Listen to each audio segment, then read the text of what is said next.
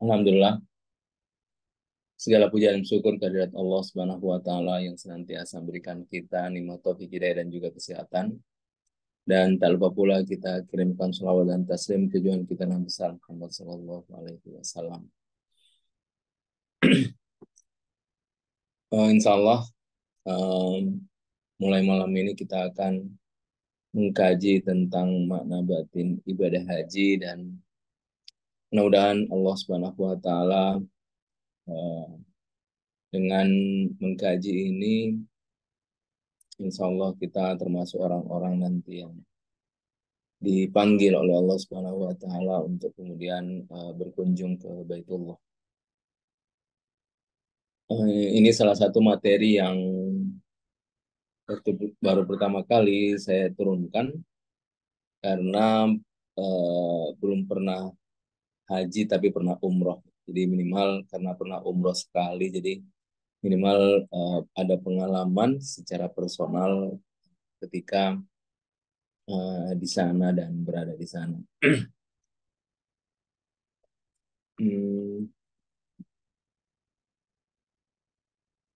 Oke, saya memulai dengan ayat Al-Quran, surah Ali Imran ayat 97, fi ayatun maqam Ibrahim, di sana terdapat tempat tanda-tanda yang jelas, di antaranya maqam Ibrahim, barang siapa memasukinya, kana aminan, maka amanlah dia, dan di antara kewajiban manusia terhadap Allah adalah hijjul baiti, melaksanakan ibadah haji ke Baitullah, man istata'a ilaihi sabila, yaitu bagi orang-orang yang mampu mengadakan perjalanan ke sana.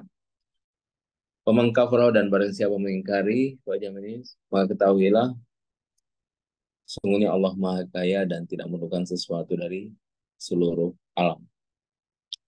Ini salah satu ayat yang menjelaskan tentang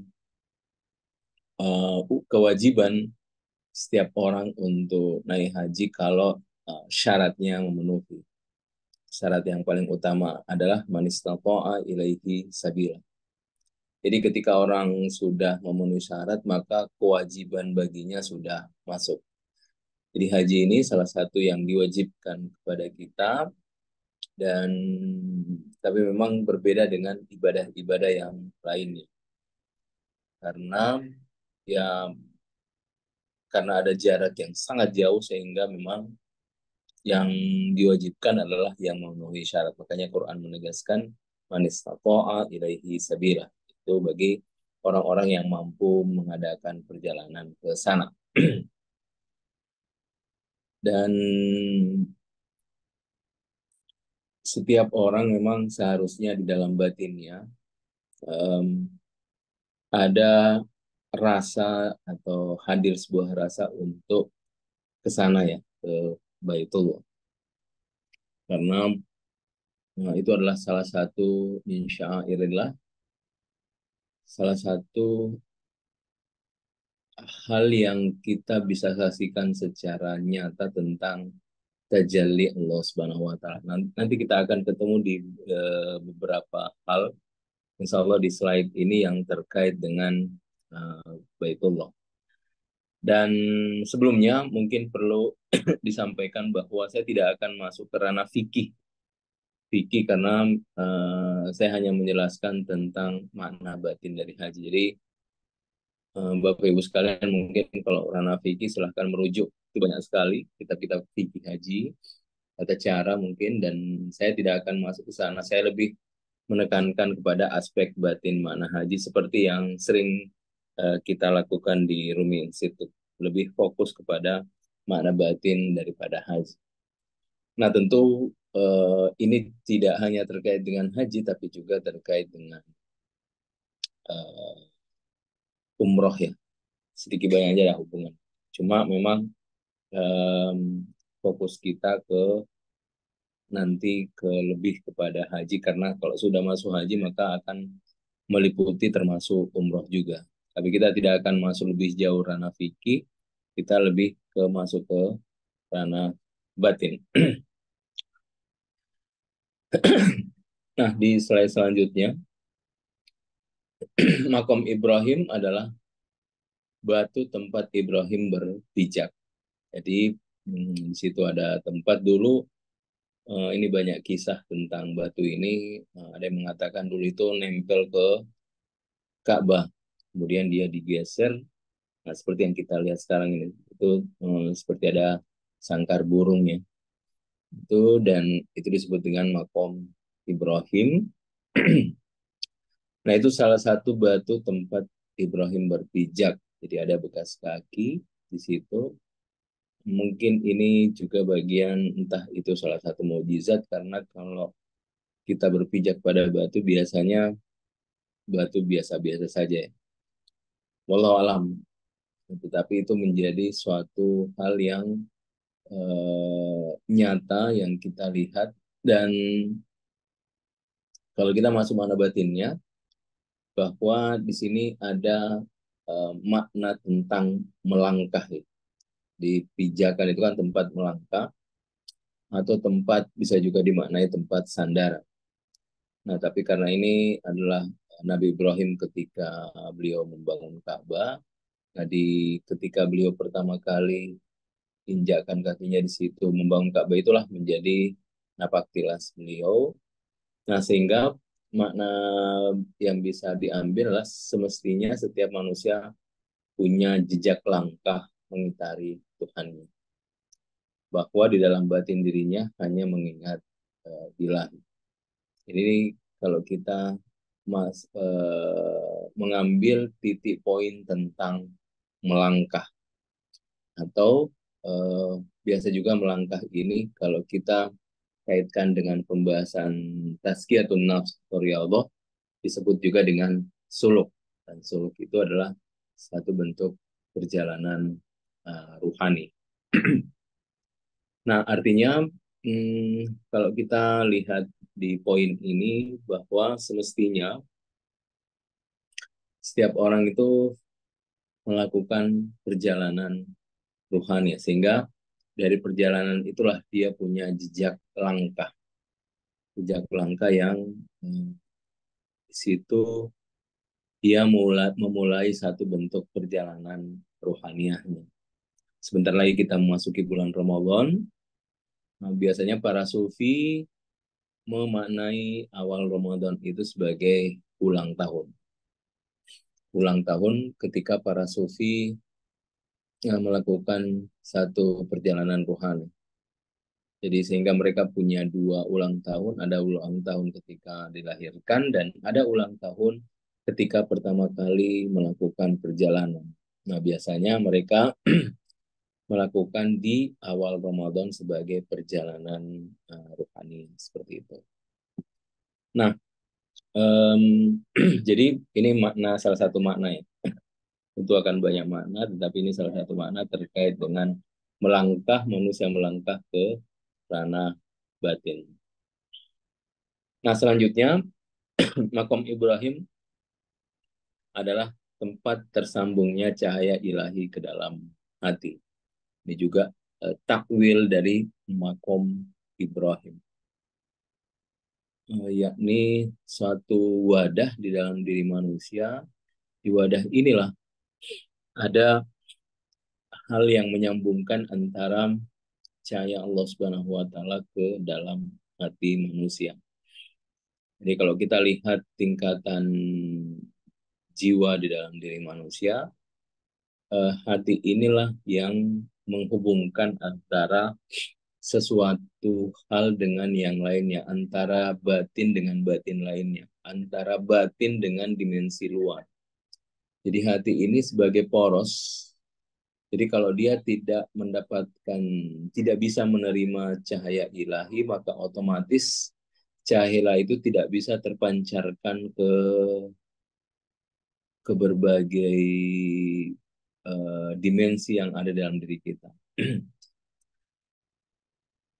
Kalau hati tidak menerima cahaya, maka otomatis cahaya itu tidak bisa diteruskan ke lisan sehingga dia berkata-kata baik.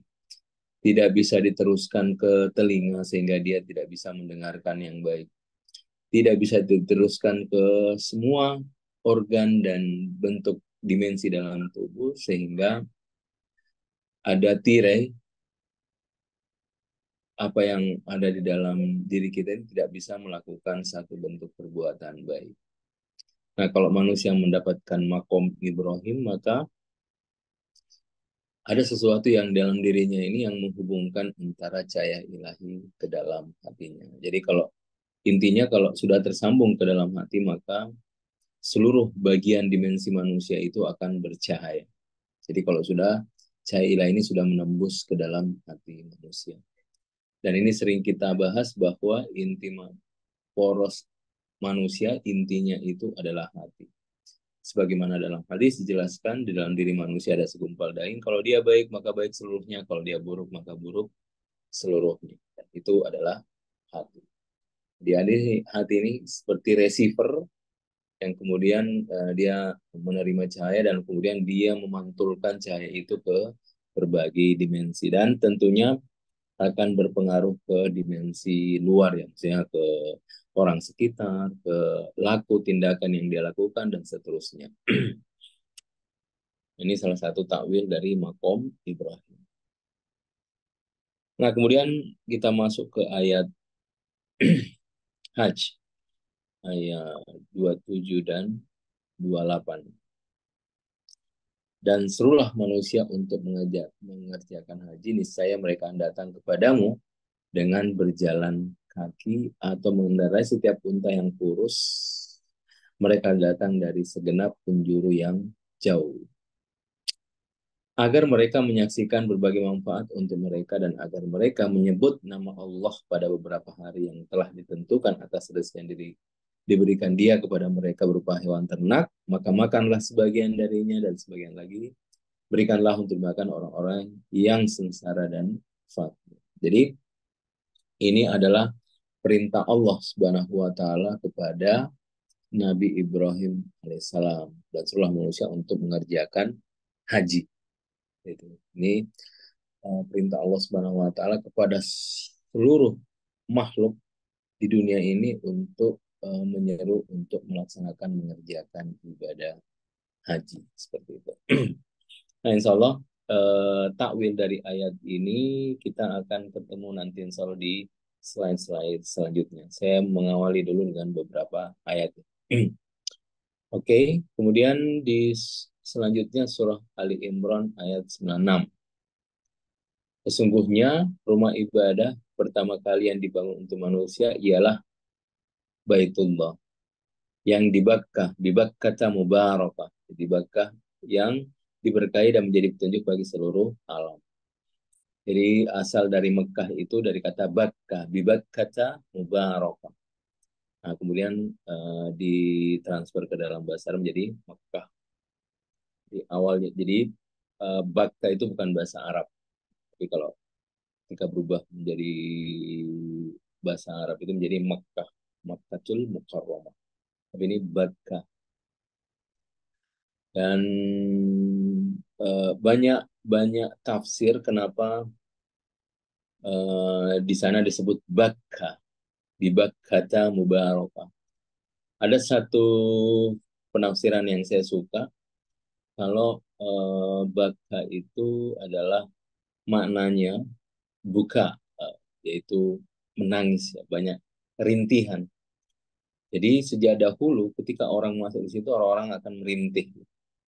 Jadi siapapun yang akan mengitari itu dia akan merintih seperti itu. Sehingga namanya bibak kaca mubarakah. Ini kalau disandingkan dengan bahasa Arab ya. Kalau tangisan itu buka bibak kata. Walau alam tapi ini banyak tafsir ya kenapa disebut dengan baka. Cuma saya suka yang ini karena kalau kita lihat memang fenomenanya ya biasanya kalau orang ke sana dia akan meneteskan air mata. Jadi saya waktu umroh kalau di Madinah kan ya kita mudah menangis karena di situ ada wujud Rasulullah. Nah, jadi waktu umroh itu saya tidak langsung ke Jeddah Mekah tapi Madinah dulu. Madinah beberapa hari baru masuk Mekah. Jadi mengunjungi Rasul dulu itu sudah nangis-nangis. Nah, ketika menuju Mekah saya bertanya dalam hati, kira-kira di Mekah menangis nggak ya? Karena di sana kan pikir saya cuma batu ya, batu dinding gitu yang tinggi mungkin. Yang menangis ya. Tapi ketika melihat pertama kali itu langsung meneteskan air mata. Dia memang apa ya, luar biasa. Dan ya makanya saya suka arti baka itu dengan dikaitkan dengan buka yang bermakna tangisan. Oke, nah kemudian selanjutnya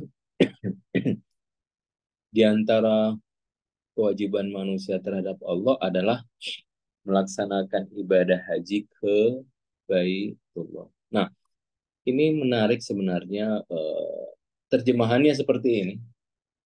Terjemahannya seperti ini, tapi kalau kita perhatikan bahasa Arabnya, walillahi ala nasi hijjul bait. Jadi di situ ada lillah, walillahi ala nasi. Bahwa di sini para sufi menjelaskan haji itu tidak lain adalah lillah. Jadi coba Bapak Ibu buka surah Ali Imran ayat 97 itu langsung diawali walillah ala nasi dan seterusnya. Para sufi menjelaskan bahwa ini haji itu terkait dengan makom lillah. Nah, karena makom lillah, sebab itu perlu sekali eh, persiapan seperti yang kita baca menistaqo ilaihi sabila. Siapa yang mampu, persiapan yang luar biasa untuk bisa sampai ke makom lillah seperti itu. Makom lillah. Jadi manistatoa itu yang mampu itu bisa dalam makna jismani, bisa juga dalam makna ruhani. Karena kalau tidak punya kapasitas secara ruhani, ya mungkin yang kita raih cuma dimensi psikologis ya dan jismani. Tetapi kalau kita punya kesiapan dalam dimensi ruhani, insya Allah ruh pun akan mendapatkan makanannya nanti, hidangan di ketika dia melaksanakan ibadah haji. Jadi makom lillah. Nah, selanjutnya saya akan menjelaskan makom ini. Jadi pertama itu adalah ilallah. Ilallah. Saya dalam satu ayat Al-Quran, fafirru ilallah. Nah, haji secara keseluruhan bisa juga dimanai dalam proses tazkiyah. Ya. Jadi, maksud saya, lillah itu adalah puncak dari perjalanan ibadah haji. Jadi seharusnya mereka yang melaksanakan ibadah haji mendapatkan makom lillah, walillahi ala nasi hijjul bait, dan seterusnya, dan seharusnya dia mendapatkan makom lillah. Nah, itu diawali dengan ilallah. Ilallah itu ke menuju Tuhan, ilallah. Ilah itu kepada atau menuju ilallah. Dalam ayat Al-Quran, fafirru ilallah. Berlarilah kalian menuju Allah. Nah, jadi seharusnya filosofi mana haji itu ketika masih belum tiba ya, masih belum tiba, masih kita berangkat di sini Indonesia, persiapannya itu sebenarnya kita sudah masuk dalam makom ilah menuju Tuhan. Nah, ketika manusia sampai, maka dia berada di dalam Tuhan, disebut dengan filah. Nah, ketika dia sudah berada dalam Tuhan, maka otomatis seluruh gerak-geriknya, sifat-sifatnya, tuturnya, lisannya, dan seterusnya itu adalah berasal dari Allah. Makanya, Allah, bersama Allah. Nah, setelah dia sudah bersama Allah, itulah maka dia sudah bisa lillah. Dia sudah benar-benar bisa melepaskan seluruh kemelekatan dirinya kepada yang lain kecuali kepada Allah Subhanahu wa taala. Jadi ini seluruh rangkaian ibadah haji dan termasuk umroh ya bisa kita maknai dengan 4 perjalanan ini. Ilallah, billah, ma'allah, dan billah. hadir ilallah itu waktu kita masih di Indonesia, mungkin persiapan segala halnya. Hmm, dan sangat dianjurkan sebelum berangkat itu adalah puasa, banyak-banyak puasa, ya minimal 3 hari lah sebelum itu, kemudian banyak-banyak istighfar, karena ini perjalanan ketika masih mensyati Allah. Nah, ketika sampai villa, kemudian melaksanakan dia Allah, hingga puncaknya adalah dia lillah. Seluruh kemelekatan-kemelekatan itu akan sirna di dalam dirinya. Nah, ini kalau kita kaitkan dengan surah Ali Imran ayat 90. Kira begitu mananya. Nah, kemudian surah Al-Baqarah ayat 197. Musim haji itu pada bulan-bulan yang telah dimaklumi. Barang siapa mengerjakan ibadah haji dalam bulan-bulan itu, maka janganlah dia berkata rafas jorok.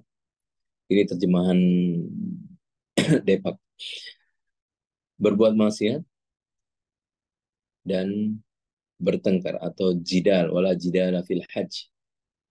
Bertengkar, kalau bahasa Quran itu wala rafasa wala fusuqa wala jidala fil hajj.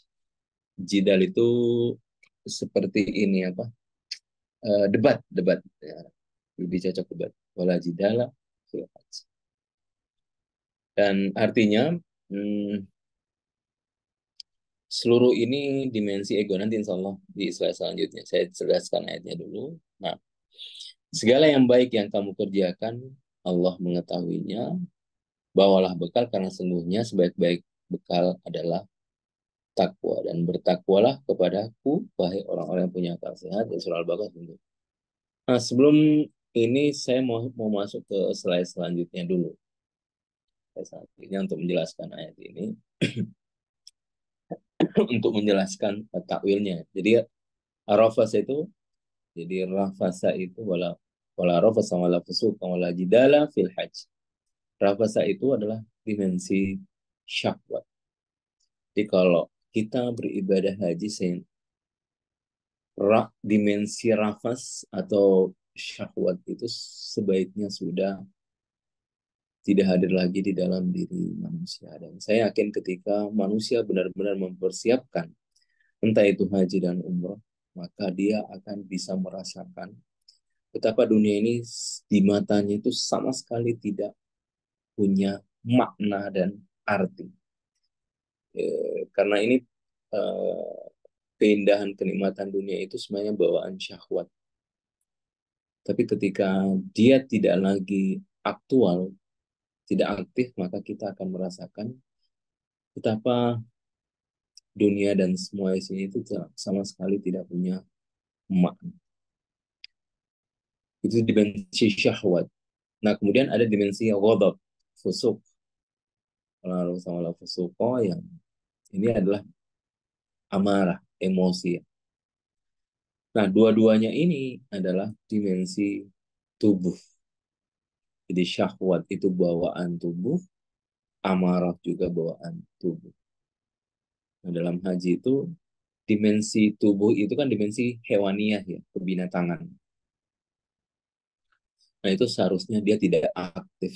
Yang aktif itu adalah dimensi rohani. Makanya perlu persiapan luar biasa sejak masih di Indonesia untuk pelan-pelan menundukkan dimensi hewaniah. Sehingga nanti insya Allah yang aktif itu adalah dimensi rohaniahnya. Jadi meskipun nanti kalau tiba di sana, dia insya Allah punya pandangan yang punya penglihatan yang lain, punya penyaksian yang lain. Jadi bukan lagi seperti, jadi kalau lihat Ka'bah bukan lagi Ka'bah itu, kalau lihat langit bukan lagi dia ngerti, dan seterusnya. Kalau Allah kemudian memberikan kita semua hidayah, sehingga karena yang aktif itu dimensi batin kita, bukan lagi dimensi rafas sama fusuqa, bukan dimensi syahwat dan amarah. Nah, dan juga menundukkan alam khayal. Jidal, karena dia dimensi debat ya, itu adalah alam khayal. Alam khayal itu biasanya bersandar kepada asumsi-asumsi. Artinya kalau bisa kita menghilangkan seluruh dimensi asumsi-asumsi yang terjadi. Dan bagus sekali kalau kita manai haji dan umroh itu sebagai satu bentuk perjalanan tazkiyatun nafs riyadhah ya. Di seluruh rangkaian itu adalah pembelajaran untuk ma'rifatun nafs, untuk pengenalan diri kita melalui haji dan umroh. Jadi ayat ini saja wala rafasa wala fusuqa wala jidala fil hajj ini adalah menundukkan dimensi-dimensi hewaniah, baik itu tubuh maupun khususnya di alam khayal kita. Nah, yang merusak kita itu adalah kebanyakan di alam khayal, imajinasi. Nah, makanya ayatnya seperti ini. Oke, maka segala yang baik kamu saya kembali ke slide sebelumnya. Sebelumnya di surah Al-Baqarah 197. Jadi di sini sudah kita paham makna wala rafasa wala fusuqa wala jidala fil hajj. Jadi jangan berkata jorok, yaitu dimensi apa tadi syahwat, kemudian berbuat maksiat Allah dan bertengkar itu adalah khayal pikiran kita. Debat, karena debat itu namanya debat biasanya itu tujuannya hanya mengalahkan lawan bicara ya, biasanya debat seperti itu. Artinya kalau kita haji dan umroh itu kesempatan luar biasa yang Tuhan berikan kepada kita untuk melakukan proses perjalanan Tuhan sejak kita berangkat sampai kemudian kita sampai di sana. Makanya segala yang baik kamu kerjakan Allah mengetahuinya. Sehingga bawalah bekal. Karena sungguhnya sebaik bekal adalah khairuz zadi taqwa. Jadi sebaik-baiknya khairuz zad itu adalah takwa. Nah, takwa ini itu tidak lain maknanya adalah kehadiran Tuhan. Jadi bekal yang paling baik itu adalah kehadiran ilahi di dalam diri kita. Kehadiran ilahi ini juga kita lihat dalam makna takwa di bulan puasa ya. La'allakum tattaqun. Jadi berpuasalah agar Tuhan hadir di dalam diri kita. Haji ini juga bekalnya adalah di takwa. Bekalnya adalah takwa. Takwa adalah kehadiran Tuhan. Makanya kalau tadi ilallah, billah, ma'allah, dan lillah itu semuanya adalah perjalanan Allah, manusia kepada di sana.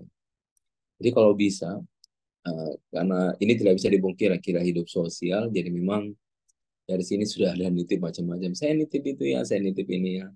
Di sana ada makanan yang enak dan seterusnya. Kalau bisa itu dipendem. Nanti setelah mau pulang atau setelah misalnya sudah mengucapkan perpisahan, pulang itu baru, nah itu silahkan. Karena biar bagaimanapun kita hidup di dunia, hidup sosial itu juga perlu diperhatikan. Biar itu salah satu bentuk bagaimana orang punya juga cita-cita untuk berangkat ke sana bertemu dengan Tuhan. Seperti itu. Oke, nah saya masuk ke pembahasan ihram. Nah, siapapun yang ingin memasuki Baitullah wajib memakai ihram setelah mengambil miqat di tempat-tempat yang telah ditentukan. Jadi tanpa ihram makanya tidak sah melakukan umrah dan haji dan juga tidak diperkenankan masuk ke Baitullah. Jadi meskipun eh, Tuhan dan memerintahkan Nabi Ibrahim untuk mengajak semua umat manusia, tetapi ada syaratnya memakai ihram. Nah, ihram ini dengan syarat ihram ini artinya mau tidak mau dia harus bertauhid. Bertauhid. Makanya syaratnya adalah bertauhid untuk masuk ke sana. Itulah kenapa yang tidak bertauhid dan tidak syahadat itu tidak berhak memasuki Baitullah.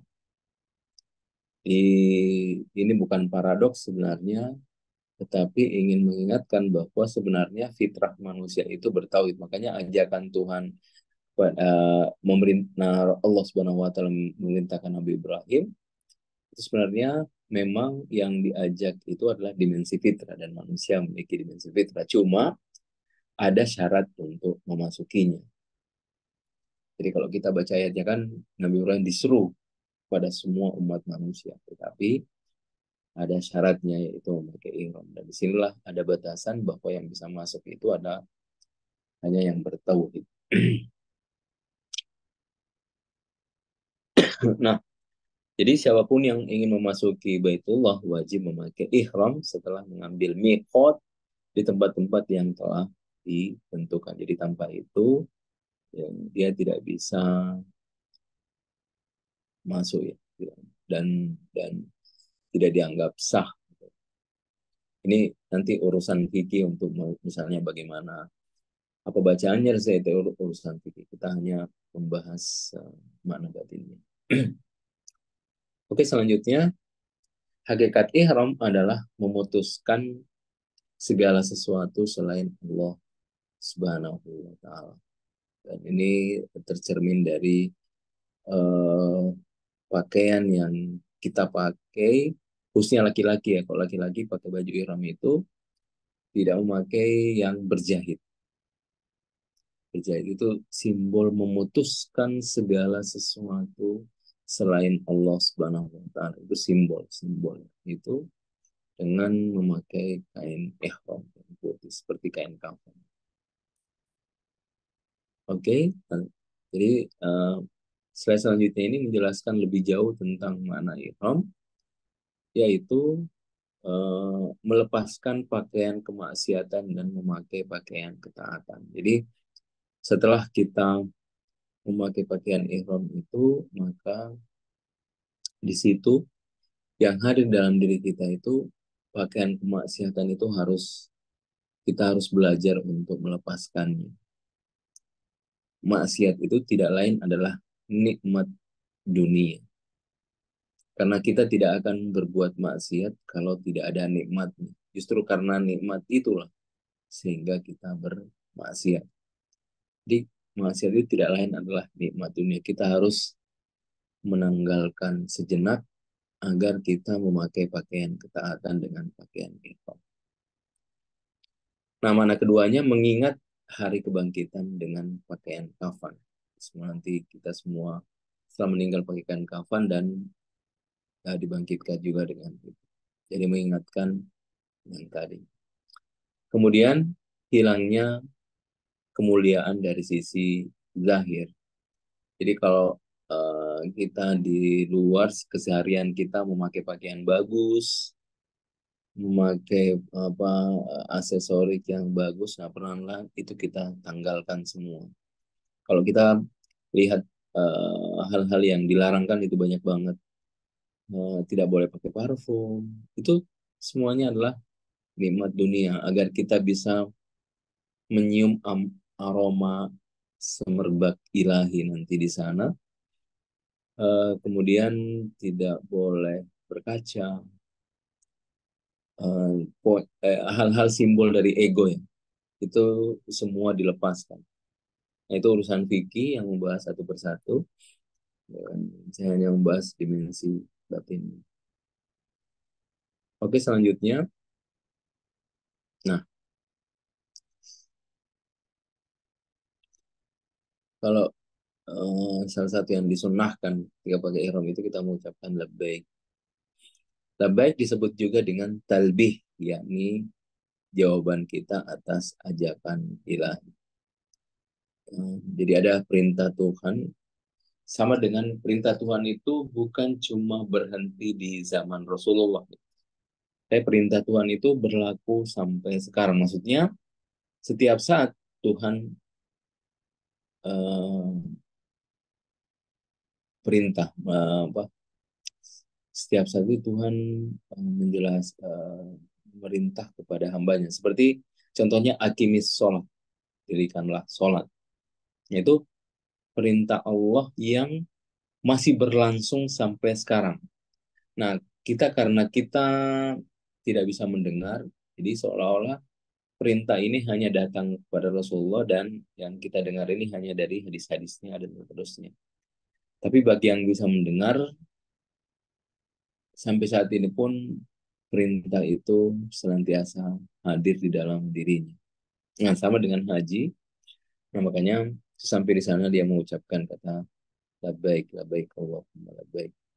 Nah, sebab itu hakikat labbaik adalah tauhid, yakni tak berkata-kata selain bahasa ilahi, tak ada perbuatan selain ketaatan, dan tak berkata-kata batil dan menjauhi maksiat.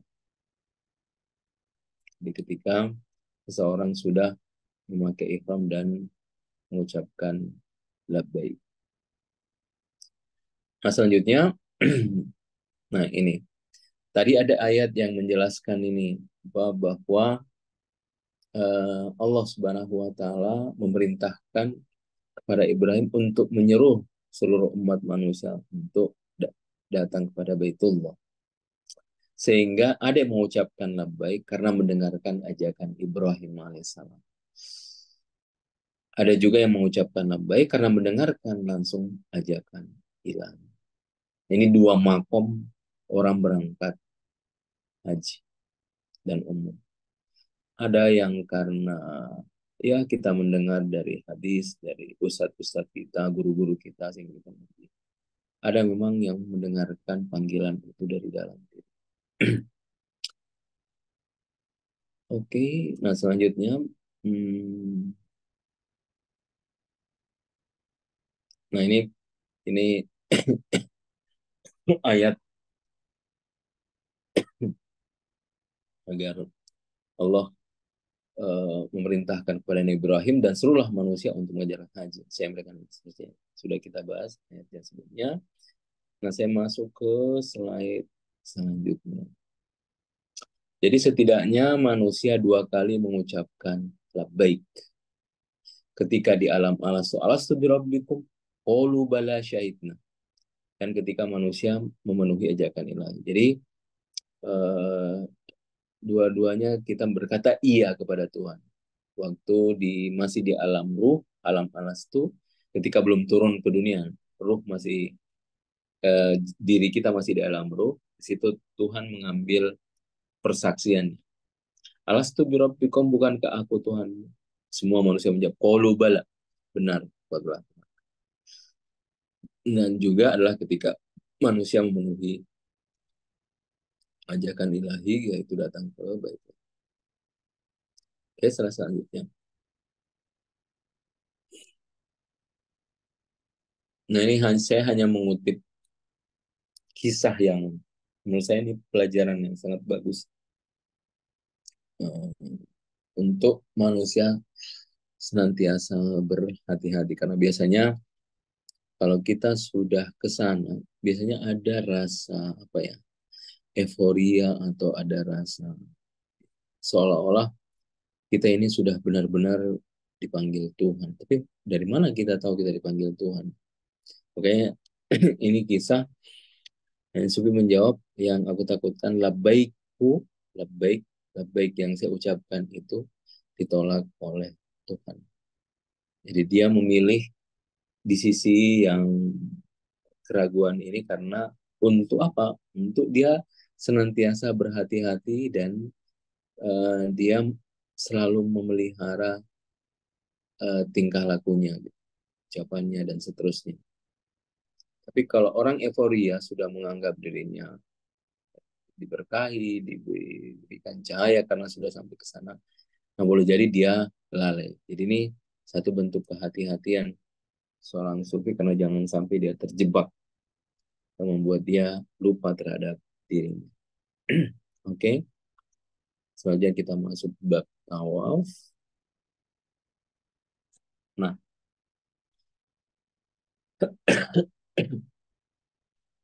adab hadir di singgasana ilahi yang maha kaya adalah kekosongan.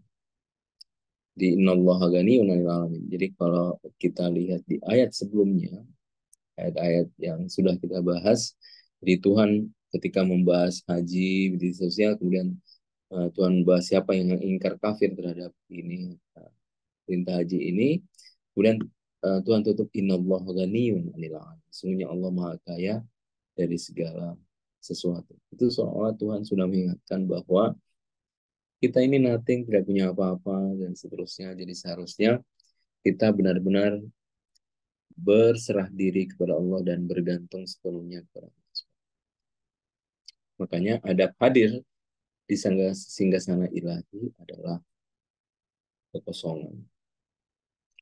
Sebab jika manusia memiliki sesuatu, tentu dia tidak akan datang. Jadi kalau dia merasa punya sesuatu, dia merasa dan seterusnya, tentu dia tidak akan terpanggil. Nah, dia sudah merasa memiliki sesuatu. Jadi pertanyaannya bukan apa yang kau bawa, tetapi apa yang kau inginkan. Jadi biasanya kalau kita mau pergi itu kan orang sibuk mau bawa apa, bawa ini dan seterusnya. Nah, pertanyaannya apa sih yang kau inginkan kira-kira? Karena kita berhadapan dengan innallaha ghaniyun 'anil 'alamin. Sungguhnya Allah Maha Kaya dari segala sesuatu. Oke, nah, fawalli wajhaka syatrul masjidil haram. Dan dari manapun engkau Muhammad keluar, hadapkanlah wajahmu ke arah Masjidil Haram. Jadi kita punya ayat lain di surah Al-Baqarah ayat 115, fa inna tawallu fasama wajhullah. Dimanapun kau hadapkan wajahmu, di situ wajah Allah. Nah, ayat ini bertajalli di Baitullah.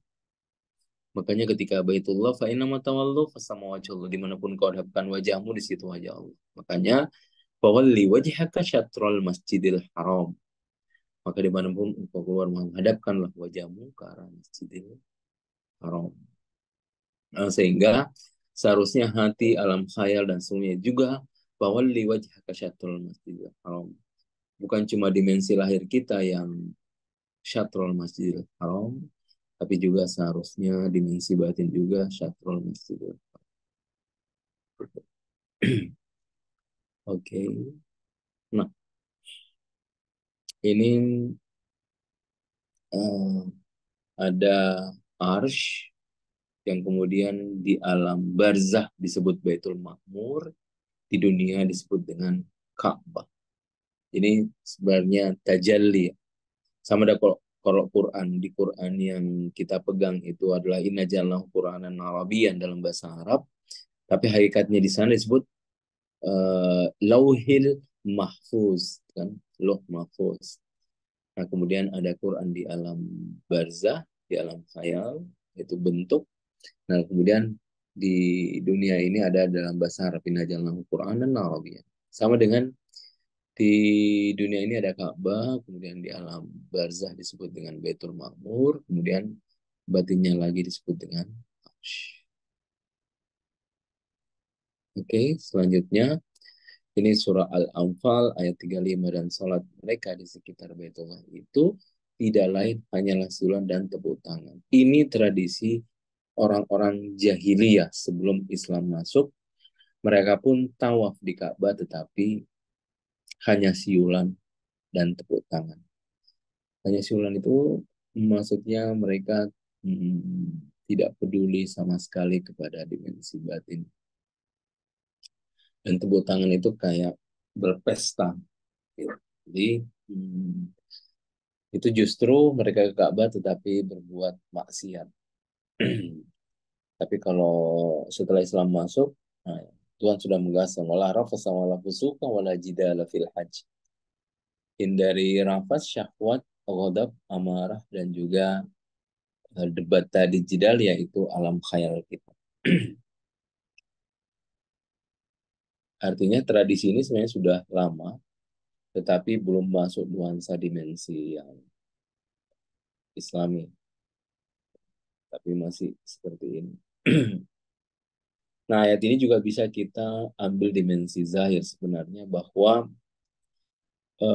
boleh jadi perilaku jahiliyah itu juga masih tetap berjalan sampai sekarang, karena Ya, ke sana itu seperti berpesta juga pada akhirnya kan, seperti yang kita lihat sebagian orang. Hmm, ya, seperti itu. Oke, selanjutnya, nah, makanya sebagian orang tawaf mengelilingi egonya sendiri, sebagian orang tawaf mengelilingi hatinya sendiri, dan hanya sedikit orang yang tawaf mengelilingi Baitullah. Hmm, makanya ada syair Rumi, wahai wahai kalian yang pergi haji, wahai kalian kalian di mana, kalian di mana? Ka'bah di sini, Ka'bah di sini. Maksudnya sambil dia nunjuk hati. Nah, ya, maksud dari hatinya sendiri ini tidak lain adalah keinginan-keinginan dirinya ketika dia melaksanakan umroh dan haji. Jadi seharusnya yang ada di hatinya itu hanya Tuhan, bukan keinginannya. Nah, oke, yang terakhir ini untuk ayat ini untuk menegaskan tadi bahwa ada orang yang tawaf atas dirinya sendiri. Apakah kamu pernah minta hada ilahahu hawa? Apakah kamu melihat orang yang menjadikan hawa nafsunya sebagai Tuhannya? Ilahahu hawa. Gitu. Bahwa mungkin ini sulit kita pahami, tetapi kalau kita menyadari, mungkin kita juga masih belum, masih terjebak ya dalam hal yang seperti ini. Masih ada ego-ego yang hadir sesekali di dalam diri yang kemudian dengan ego itu kita mungkin senang, bahagia dengan pujian orang dan seterusnya. Saya akhiri sampai di sini. Insya Allah kita ketemu di pertemuan ke depan. Wabillahi taufiq hidayah. Assalamualaikum warahmatullahi wabarakatuh.